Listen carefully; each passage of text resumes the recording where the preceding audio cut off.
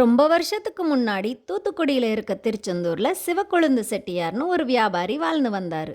மிகப்பெரிய பக்தரான இவரு தவறாம சிவபெருமான பூஜை பண்ணிட்டு வந்தாரு. வழக்கம் போல உளுந்து வியாபாரம் பண்றவரு ஒரு நாள் அவர் வெளியூருக்கு போயிட்டு வரதா சொல்லிட்டு அது வரைக்கும் இந்த உளுந்து மூட்டைகளை பார்த்துக்க சொல்லிட்டு வெளியூருக்கு கிளம்பி போனவர் திரும்பி வரவே இல்லை.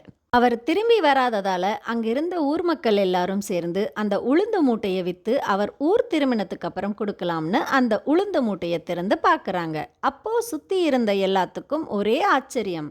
அதுல உளுந்துக்கு பதிலா நிறைய தங்க காசுகளும் வைடூரியமும் இருந்துச்சு. நீண்ட நாள் செட்டியார் ஊர் திரும்பாததால அந்த பொற்காசுகளையும் வைடூரியங்களையும் வச்சு ஊர் மக்கள் அனைவரும் சிவபெருமானுக்கு ஒரு கோவில் எழுப்பினாங்க. அந்த கோவில் தான் நாம இப்போ அனைவரும் வழிபட்டுட்டு இருக்க திருச்செந்தூர்ல இருக்க நம்ம சிவக்கொழுந்தீஸ்வரர் ஆலயமா இருக்கு. இந்த கோவில் சரியா எங்க இருக்குன்னா திருச்செந்தூர் முருகன் கோவிலுக்கு பின்புறமா நடந்து போனா நடந்து போற தூரத்துல அமைஞ்சிருக்கிறது தான் இந்த சிவக்கொழுந்தீஸ்வரர் கோவில்.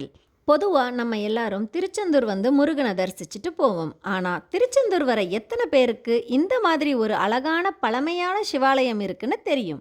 இந்த கோவில் ரொம்ப அழகாகவும் அமைதியாகவும் இருக்கும். பிரம்மாண்டமா அமைஞ்சிருக்க இந்த கோவிலோட வரலாறு இங்க ரொம்பவே புகழ் பெற்று இருக்கு. அடுத்த முறை நீங்க திருச்செந்தூர் வரதா இருந்தா அப்பன் ஈசனையும் தரிசிச்சுட்டு போங்க. இப்படி ஒரு கோவில் இருக்கிறது யாருக்கெல்லாம் தெரியும்னு கமெண்ட் பண்ணுங்க.